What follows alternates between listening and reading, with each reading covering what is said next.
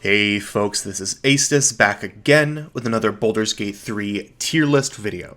In this tier list, I will be ranking all of the Tadpole powers, or sometimes called Illithid powers, on a tier list. This is a screenshot of the fully illuminated Tadpole power leveling tree. And mostly it's made up of 3 tiers. There's this first tier, which is these 5 abilities right here, which takes 1 of the resource to unlock. And then there's the second tier, which is gated behind unlocking another. So for example, if you want to get Luck of the Far Realms, you have to first unlock Favorable Beginnings. So it would take 2 of the resource to get there. And then finally, there's the third and outer tier. These are the most powerful abilities for the most part, but they're also very exclusive because they are locked behind a very special resource, which you only get in Act 3. So these are all very late game. If there's a first tier ability and a third tier ability, which are roughly comparable in power, I will be likely to rank the first tier ability S tier, and the third one probably somewhere in B, because even though they're equivalent in power, the fact that you get the third tier so late and the first tier so early means the first tier is going to be more impactful. So if we return to our tier list here, basically what I'm ranking for is roughly their impact on your runs and how likely are you to prioritize these with the limited amount of resources you get to unlock these powers. Bear in mind also that you can get these powers on every member of your team, or almost every member of your team. I believe there are some companions that don't have them, but most do. So usually you'll have 3 to 4 members of your main party that can unlock these powers, and you're splitting the resources between them. So it is very rare that you have enough to unlock all of the powers on every single unit. You're likely to prioritize the S tier powers first, and then the A's, and so on. So I don't think I need to go through the meaning of every tier. It should be pretty clear. Just know that I'm ranking mostly for impact on your runs rather than just impact in a particular encounter. Alright, that's enough of the prep talk. Let's dive into the tier list now, starting with Psionic Overload. I am going to rank Psionic Overload in A tier. Let's look what it does. So here we are, Psionic Overload. When you unlock this power, it is in the first tier. I'll do all the first tier rings first and then go out from there. With Psionic Overload, this is a self buff that lasts 10 turns. It is an action to cast.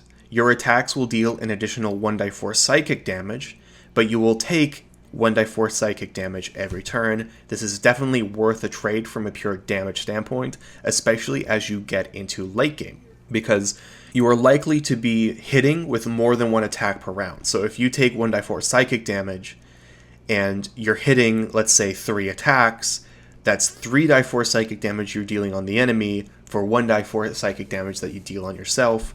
Overall, that's a pretty good trade, especially when you factor in if this extra damage allows you to kill a target 1 turn earlier, then you are mitigating the damage that they would have dealt on that turn if they survived. And especially late game, that is likely to be more damage than however many 1d4s you take in the course of an encounter.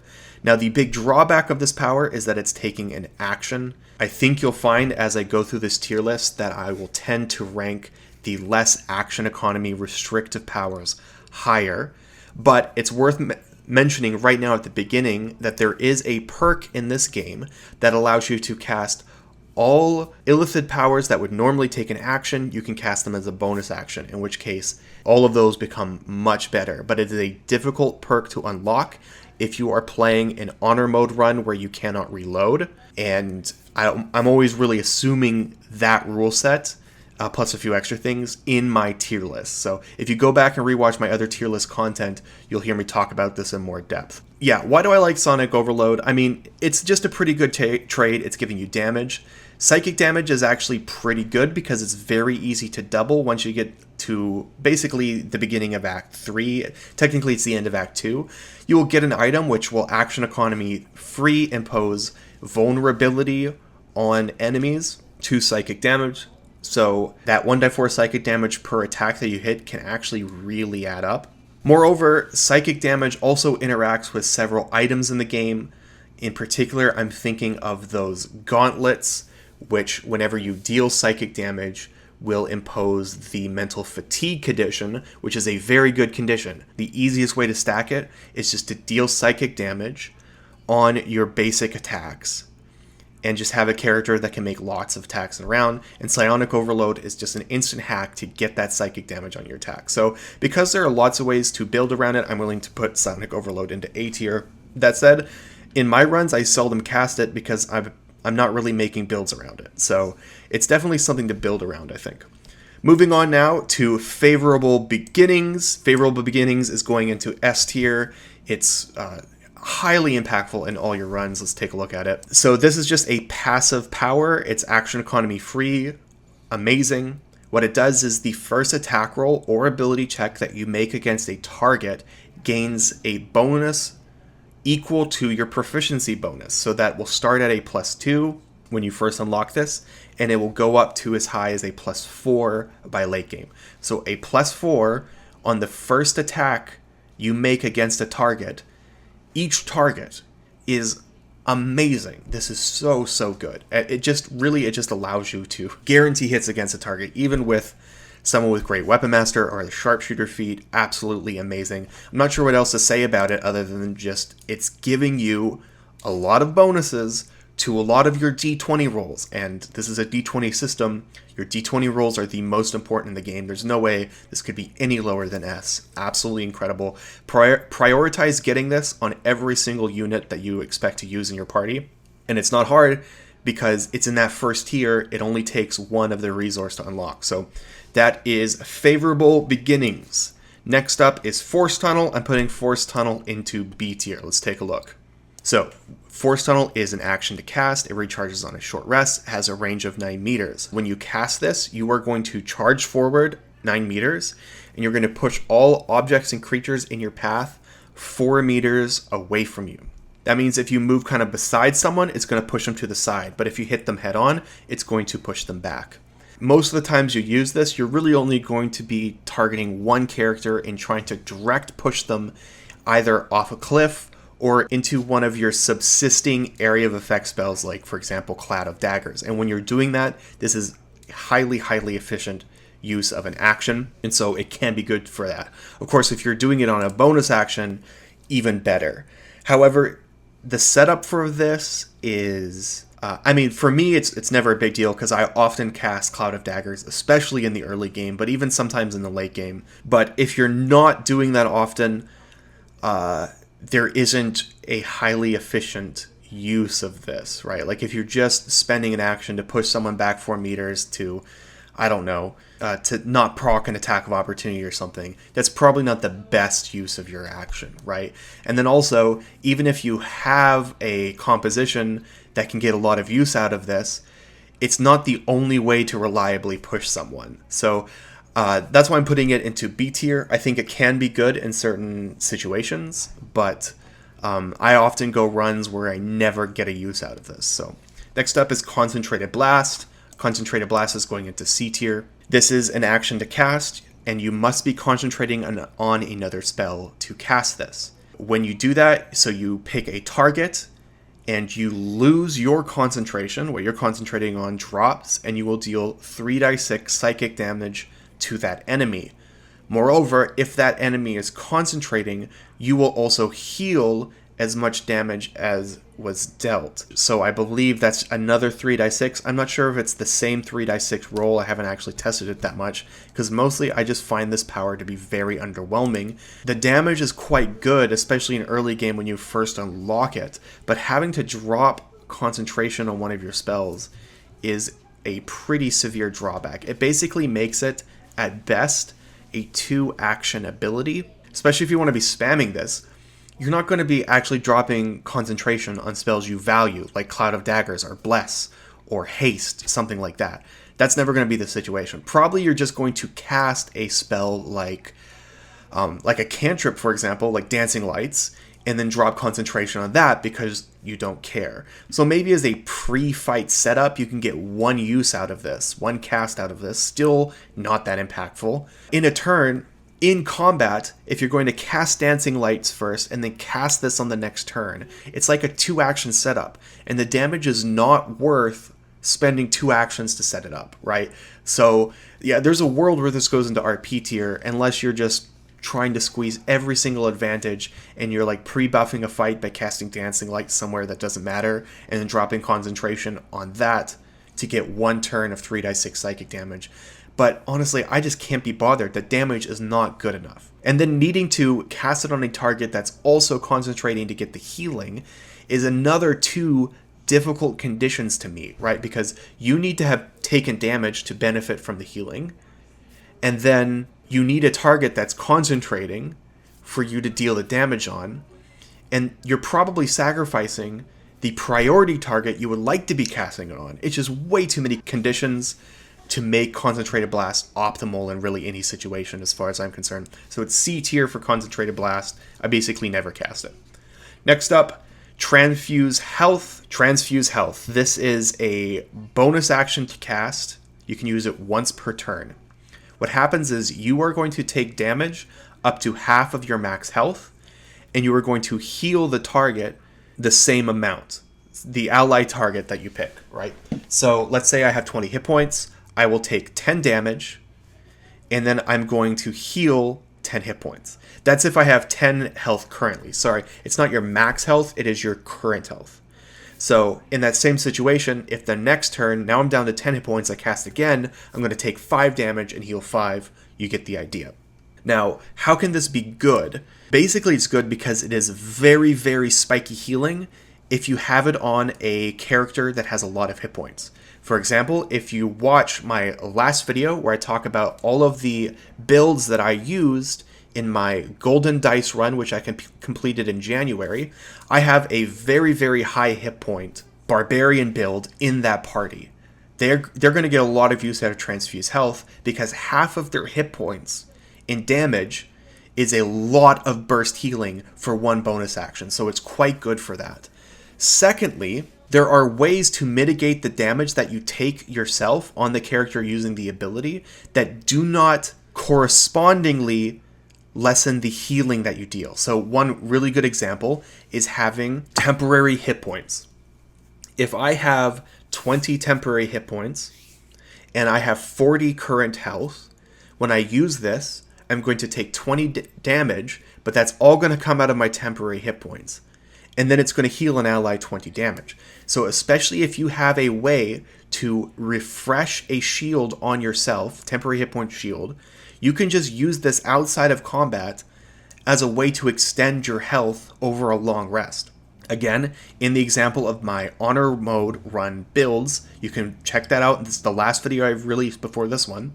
That same barbarian build had Aspect of the Stallion, where every time I dashed, I would give myself 16 temporary hit point shield. Also, if you have any sort of equipment which gives you resistance to damage, I can't remember what kind of damage type this uses. It's not listed here. Basically, if the target that is using this has the warding bond on themselves, they're going to take half damage, but it's going to heal the full amount of their temporary hit points missing. So there's all kinds of ways to get more value out of this. It's going to give you more hit points per long rest, which is very valuable for me. Hit points is often the factor which is forcing me into a rest. It's also pretty good burst healing up front. All of those are enough for me to put it probably in high B tier, low A tier. Next up is Stage Fright. Stage Fright is going into A tier. Is it better than Force Tunnel? Maybe. Let's look at it. So here we are, Stage Fright, another action to cast. You cast this on a target. They're going to make a Wisdom saving throw against your spell save DC. If they fail, they will have disadvantage in all their attack rolls, and they will take 2d6 psychic damage each time they miss an attack roll. However, this is removed once they succeed on their attack roll. Honestly, I seldom use this, but in theory it's quite good. Imposing disadvantage on a target's attack roll, especially if you have ways to force them to miss attacks, like a lot of targets that have a shield spell, you can mitigate a lot of damage with Stage Fright, and then you're also dealing damage to them. That can definitely be worth an action, especially in a boss fight scenario. So I could see this being quite good, even though I seldom use it. Next up, Ability Drain, that's going into S tier. Let's take a look at it. So here we go, Ability Drain. This is a passive feature, so it's action economy free, already a big plus. When you have this once per turn, that's important to remember, when you make an attack roll, the attack reduces that target's corresponding ability by 1. And by corresponding, it means the corresponding ability to the one you use to make the attack roll. So for example, in a standard attack that you make with a sword in melee, that's going to use strength on your attack roll, which means it's going to debuff their strength by 1. If you use a ranged attack with a bow that uses dexterity, it's going to debuff their dexterity by 1. Hopefully you get the idea at this point. Now, none of these debuffs are really debilitating, and it's actually pretty hard to stack them because it's only once per turn, right? Like if you were doing this on every attack roll in a turn, this would be so overpowered. You could be debuffing enemies' dexterity just by making tons of ranged attacks with a fighter, and suddenly you're just getting a lot of extra accuracy in your build just from having ability drain. But that's not really how it works. If you want to debuff their dexterity by 4, you have to have all 4 units in your party attack the same target with a dexterity attack roll, and then it will debuff it by 4. But that's already pretty good. And this will actually stack up quite a bit over a fight, I've noticed. So while the debuff isn't that debilitating, the fact that you get this completely for free, totally action economy free, is huge. And you don't need to do any special builds around it. Just debuffing enemy strength will debuff their accuracy and their damage if they're attacking with strength rolls. Debuffing enemy dexterity with your ranged attacks is going to debuff their accuracy. If they're making dexterity attack rolls, it's going to debuff their armor class, making your attacks hit more often. Dexterity is a very common saving throw. Low impact as far as the debuff goes, but the fact that it's so consistent and you never need to build around it makes ability drain amazing in my book. I often prioritize it. Next up, Luck of the Far Realms. This is also going into S tier. Definitely better than Ability Drain. I'm not sure if it's better than Favorable Beginnings. I think it's not better than Favorable Beginnings. Let's look at it. This is a reaction ability, which will recharge once per long rest. So once per long rest as a reaction, you can change a successful attack roll against a foe into an automatic critical hit.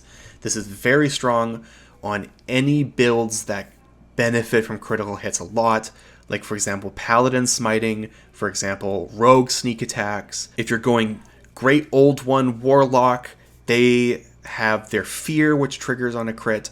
Any kind of ability like that, amazing to get Luck of the Far Realms. Now, it's only once per long rest, but you can save it for that key boss fight and absolutely devastate someone. It allows you to really predict some of those boss fights, which is very cool. Still, once per long rest in my runs where I'm aiming for around 5 to 6 long rests for the entire run, you're not getting enough casts of Luck of the Far Realms to really outdo the impact of, say, Favorable Beginnings.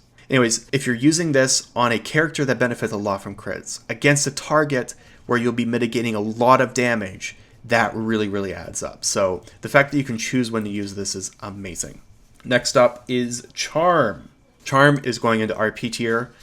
I can't really see a use for this. Let's just take a look. So here we are. Charm, this is a reaction ability. Whenever a target attacks you, as a reaction, you can prevent them from attacking you again until your next turn. So basically, you give them the charm condition for 1 turn. When a target is charmed, they can't attack the spellcaster. And then you have advantage on charisma checks against them. The problem is that charmed as a condition is just bad. And so even though this uses a reaction, there's just better uses of your reaction. Even if you just save it for the possibility of making an attack of opportunity, you're probably going to be getting more use than if you spend it on charmed. So I can't see a world where you ever want to prioritize this Tadpole power, and if you have it, where you ever use it. So yeah, when I unlock Charm, which is usually, it gets automatically unlocked, I believe, in Act 3 when you get the Astral Tadpole, I immediately go to my reactions and turn it off because it just clogs up the game and I never want to use it. Next up, Displace. Displace is going into B tier. I think it'll end up probably around mid B tier. Let's take a look at it. So here we are. This is a kind of passive ability, which is nice. What happens is anytime a creature suffers fall damage because of your action, it's going to take an additional 1d8 psychic damage. So Displace is really good on, basically a Warlock build that's going to be pushing a lot of people with Eldritch Blast. It can be good on that. You can get a lot of free damage on a build like that. But yeah, the damage really doesn't add up to that much over the long run. The fact that it's action economy free, though, makes it so it's probably worth taking if you have the free resources to just get it on a class that is likely to push somebody. So yeah, it's B tier for me. Low impact, but also low cost. Next up, Repulsor. Repulsor is going into A tier, probably. I think probably it'll end in the low end of A tier, but I guess we'll see. Here's what Repulsor does. It's an action to cast, and you push a single target back 6 meters and deal 2d6 force damage to it. However, they will get to make a strength save against your spell save DC. If they succeed on the save, they will take half damage and are not pushed. Now, if you're able to do this on a bonus action, it's really quite good. As an action, it's the same as Force Tunnel, right? It's going to be worth it if you're pushing someone off a cliff, or if you're pushing them into one of your AoE effects. But it's better than Force Tunnel in my opinion. Force Tunnel technically hits more targets, and it has like a mobility factor, but that's not better than just dealing damage like Repulsor does, as far as I'm concerned. So again, I seldom use Repulsor, but reading through it, it's something I probably should be using more in my runs because it's pretty good. It's pretty consistent. So A tier for Repulsor, probably low end of A tier, high end of B tier. Next up, Psionic Backlash, also going into A tier, but I think Psionic Backlash will be in the high end of A tier. Let's look at what it does. Psionic Backlash triggers on a reaction whenever an enemy within, I think it's 9 meters or so of you, yes, 9 meters or 30 feet, casts a spell. You can use your reaction to deal 1d4 psychic damage for every level of that spell. So it's just a lot of free damage anytime someone casts spells around you, which is going to be often. And honestly, that's a fairly good use of your reaction, especially on a lot of builds. Sometimes it's hard for builds to get good uses out of your reaction, and you can always just throw Psionic Backlash on them, and suddenly you're just dealing a fair amount of damage with it. So the damage adds up. This will add a lot of damage in a very cheap action economy way. It's very, very good. So A tier for that one. Next up, Cull the Weak. I'm putting Cull the Weak into S tier. I think it'll end up in the low end of S tier and maybe the high end of A tier. It's pretty similar to Psionic Backlash, actually. So here's what Cull the Weak does. This is a passive boost, completely action economy free. Whenever you bring a creature down to fewer hit points than the number of evolved Illithid powers, that means the amount of Tadpole powers you've unlocked, the target dies and all nearby creatures will take 1d4 psychic damage. So again, this is just a lot of free damage that's going to add up over a run because it just triggers for free. You're not spending any of your action economy on it. And so especially on your main character that's going to probably be getting a lot of Tadpole powers unlocked, Cull the Weak can just deal a lot of damage over the long run, cost-free damage. Yeah, I think that really adds up. Next up now is Shield of Thralls. I'm putting Shield of Thralls into A tier, probably in the low end of A tier. I think it's probably better than Repulsor, but not better than Psionic Overload, I think. This is a bonus action to cast. It refreshes on a short rest. You can cast this on an ally, and I think also on yourself, and then until your next long rest, you will have 10 temporary hit points. If these temporary hit points are lost due to incoming damage, the shield will burst, possibly stunning nearby foes. They make an intelligence saving throw against DC 15. You will hit that fairly often. DC 15 is pretty good, especially in the early game. A stun's a great condition. It's just a one round of a stun, but it's still good. It's also 10 temporary hit points that last until your next long rest, so you can just pre-buff everyone with this. I should be using this much more than I do. I always just forget about it, but it's actually very, very good. I can see an argument for this being an S tier, frankly, but I'm happy with my A tier placement for it. Next up is Perilous Stakes. This is going into C tier. I'm sure it'll be mid to low C tier. Bear in mind, this ranking is exclusively for Honor mode. If you are playing in Tactician mode or lower, Perilous Stakes is S+++++, one of the best abilities in the game. We'll talk about why that is. So here's Perilous Stakes. You cast this on a creature and you invest it with the power to heal when it makes attacks, but it comes with the drawback of being vulnerable to all damage. This will last 3 turns. If you cast this on an enemy, they must make an intelligence saving throw against your spell save DC, but you can only cast it against an enemy if you are playing on Tactician mode or lower. I believe that is how it works. Casting this on an enemy is amazing because, okay, they'll heal a bit when they attack, but who cares? They're now vulnerable to all damage, and this will override resistances as well. So you can take them from resistant to piercing damage to now vulnerable to piercing damage, which is an unbelievable boost to your damage. I mean, an insane boost. So is it worth an action? Yes, absolutely. And the meta in Tactician mode was just to cast Perilous Stakes on every boss and rush them down. And it was so easy, I legitimately banned it in my own runs. It's just that powerful. But thankfully, Larian realized how overpowered this was, and in Honor mode, they've restricted it to only casting it on allies. Now, casting it on an ally, I can maybe think of some situations where this is good. You can get a lot of healing, like if you take the Periaptive Wound Closure, you're maxing all that healing. That's 12 healing every attack. If you're attacking 12 times, I mean, we're talking hundreds of hit points healed. But being vulnerable to all damage types, oof, that is a huge drawback. So I basically never use it. I never take that risk. I'm happy putting it into C tier for Honor mode. Next up is Fracture Psyche, and this is actually moving us into the far outer ring of abilities. These are ones you only get in Act 3. So Fracture Psyche. Fracture Psyche is also going into C tier. I think probably in the high end of C tier though. Let's look at it. This is an action to cast, range of 9 meters, and it recharges on a short rest. You target an enemy with this, and they make an intelligence saving throw against your spell save DC. If they fail, they gain the Fractured Psyche condition for 5 turns. While they have this condition, their armor class is reduced by 1, and that is all. However, if you kill the target while they have the Fractured Psyche condition, you can recast this on another target, and it will now have the Shattered Psyche condition. The Shattered Psyche condition is identical, only it reduces their armor class by 2 rather than 1. And likewise, if you kill a target with Shattered Psyche, you can recast for Shattered Psyche again. So it maxes out at a -2 to their armor class. Now, subtracting from armor class like this is pretty good, especially in the early game.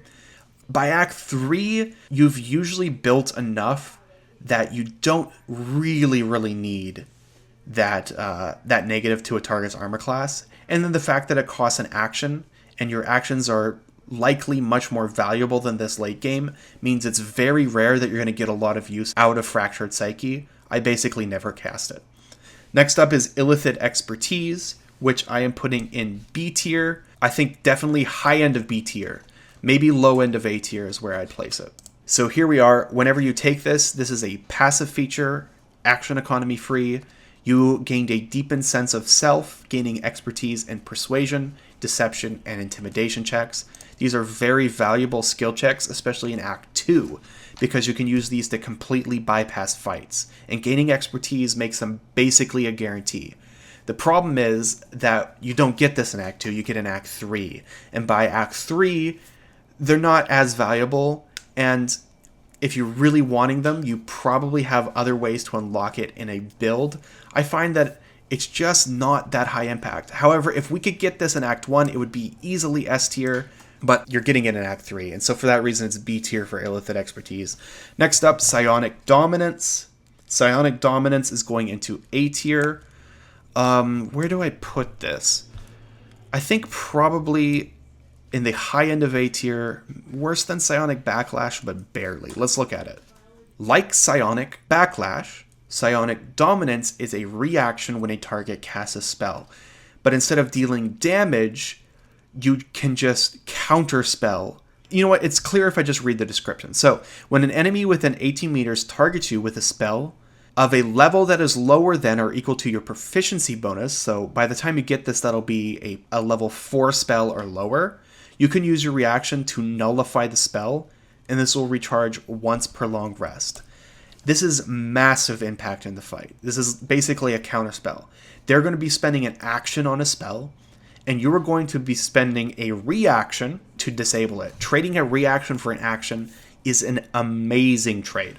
You basically want to use Psionic Dominance every single time it presents itself. The problem is that it's gated behind a long rest. By the time I get to Act 3, I have 1 or 2 long rests that I'm planning around. Even if you play with my less restrictive rules, you're looking at 5. And that's on every character, but it's just the impact is lessened anytime you're getting something just in Act 3. You guys kind of know how that works. But I mean, it's amazing, right? Psionic Dominance is a must-have. I get this on every character as soon as I can. Amazing ability. Next up, Black Hole. Black Hole is going into A tier. Probably worse than Psionic Dominance, but probably better than Psionic Overload. So this is actually a control spell. It's pretty cool. You're going to pick a point within 18 meters, and it will create an AoE. I don't have the AoE listed here, but it's a pretty generous AoE in my experience. Enemies in that AoE are pulled in towards the point that you picked, right? So it's like a gravity thing. It's drawing people in. And then also, if they fail an intelligence saving throw against your spell save DC, they will be slowed for 1 turn. Slowed is a very debilitating condition. I mean, it just does this long list of things you can read here. All of them are pretty good. So the big use of Black Hole is to group targets up to unleash a AoE assault. Like, for example, create water with Cone of Cold. You get the idea. You draw people in, and maybe you're hitting 1 or 2 extra targets with that AoE than you would have otherwise done if you didn't cast Black Hole. So on a bonus action, amazing. Still as an action, it can be worth it. If you rewatch my last video where I talk about my Golden Dice run, I have a recording where I deal over 700 damage with a cast of Cone of Cold. So yeah, hitting 1 or 2 extra targets and a spell like that, it's A tier impact for sure. And it's also just really fun. I like Black Hole quite a bit. Next up is Fly. Fly is going into S tier, probably around here. Fly is just amazing. It's like a much better version of Longstrider. So let's look at it now. Here we go. Fly. It's just a passive boost. Anyone who has this can now fly, and I believe it's only half cost of your movement. That's what it's saying here, and that sounds right to me. So basically, if you had a movement of 9 meters, you can now fly 18 meters. So it's not only increasing the distance of your movement, it's also just increasing your ability to navigate obstacles. You can fly vertically up to the roof of a building. You can fly over a pit. Fly is just such a mobility hack late game. Absolutely amazing. I try to get it on every person in my party, and you absolutely can because you get it for free if you use the Astral Tadpole at the beginning of Act 3. Next up is Mind Blast. Mind Blast is going into A tier. Probably around Black Hole, maybe better than Black Hole. Yeah, I think I'll put it around here. So here we are, Mind Blast. This is an action to cast. It recharges on a long rest. In a cone, and it's a very generous cone, targets are going to make an intelligence saving throw against your spell save DC. If they fail that saving throw, they will take 4d8 psychic damage and also be stunned for 1 turn. It's epic, it's cool, it is very useful, it can definitely be worth an action, even late game. I really like Mind Blast. Next up, Mind Sanctuary is going into S tier. Now we're getting into the real game-breaking abilities here. So with Mind Sanctuary, you sculpt a magical nexus that allows players within it to take actions and bonus actions interchangeably. Now this is actually not true in Honor mode. This is what it does in Tactician mode and lower. In Honor mode, what instead happens is anyone within it gets the haste condition. So much worse, but still really good. This is like creating an AoE haste, and any target that walks in it is now hasted. Amazing for summon comps, but just all around amazing in general. I definitely plan my boss fights around Mind Sanctuary. You can get a lot of value out of it. If you watch the last fight of my Honor mode run, I use Mind Sanctuary to burst down a dragon.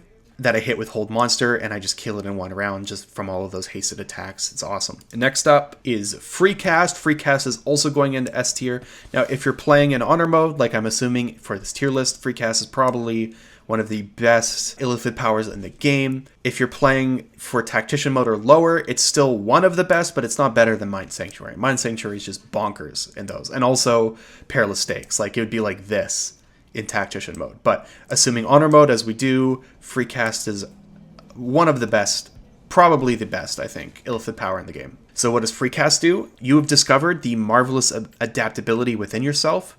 Spell slots, charges, and similar resource costs for your next action or spell are removed. Okay, so this gives you a free use of one of your resources, probably a level 6 spell, right? And that means probably this is giving you another cast of Globe of Invulnerability per long rest. That is enough to make it the best Illithid power in the game, as far as I'm concerned. Level 6 spells are just fight deciding. Like if you're casting a Chain Lightning or, you know, more realistically, Globe of Invulnerability, that can just decide a fight for you. And Free Cast is basically doubling the amount of these spells that you can cast with your party using my rule set. And that is incredible. So massive resource hack with Free Cast. Get this as soon as you can. Just rush it on every single caster in your party, because you need as many of these as you can before you end the game, right? And that brings us to the last two, Absorb Intellect. Absorb Intellect is going into C tier, probably around here, around the value of Fractured Psyche, so kind of high to mid C tier, I guess.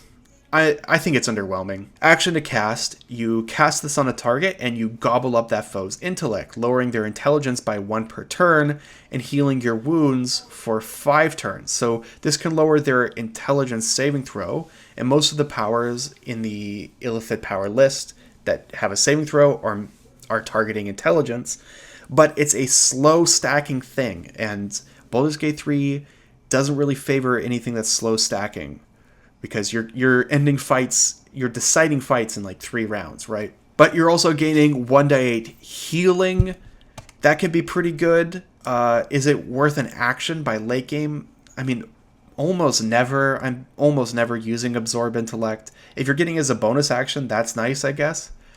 But yeah, the impact's just too low for something you're getting so late in the game. I think it's a C tier safe place for Absorb Intellect. And then finally, we get the last one, Displacer Beast. Displacer B-Shape. I'm putting that at the low end of B tier. This gives you a wild shape. You get to turn into a Displacer Beast. And it's just like a Druid wild shape ability. The Displacer Beast has 85 hit points, and you're just going to get that 85 hit points as temporary hit points. It's going to take an action to change. It refreshes on a long rest. The Displacer Beast gets all kinds of abilities. It's difficult to hit. You'll get 3 attacks in a round as the Displacer Beast. And all of those are really cool, but by the time you get this, it's not really that good of a form. And so, yeah, I basically never use it. Although, on a vulnerable caster, getting 85 extra hit points could be good in some situations. That's why I think low B tier is a pretty good place for it. It's not that it has no use. I could see it having some uses. So, anyways, this is my finished tier list, you guys. The name of the game when it comes to Illithid powers is that you just want the small but action economy free boosts. Those are the ones that are really going to add up over a run when it comes to Illithid powers. Because the really, really fight-deciding ones like Free Cast and Mind Sanctuary, you're not getting till much later in the game. Now, longtime followers of my channel that are defenders of Longstrider are probably fuming right now because they're hearing all this logic for why I say Favorable Beginnings or Fly or Ability Drain are all really good, because even though they're small boosts, they're free and they add up over a run to be S tier. Yeah, I get your frustration, and it's funny, but I still think the rankings I've given in this tier list make sense and are consistent with what I've said in the past with spells. The reason is basically that Tadpole powers and spells are very different things. So my Tadpole power tier list and my spell tier list are very different things. If I say that Ability Drain is an S tier Tadpole power, that does not mean I would give it S tier if it was a spell. The reason for the difference is that they just serve a different purpose in your builds. If you have spells, it's usually a major class feature that you want to build around and is going to be the primary thing that your class does. That is not the case with Tadpole powers. They are extra little features that are added on top of an already mostly complete build.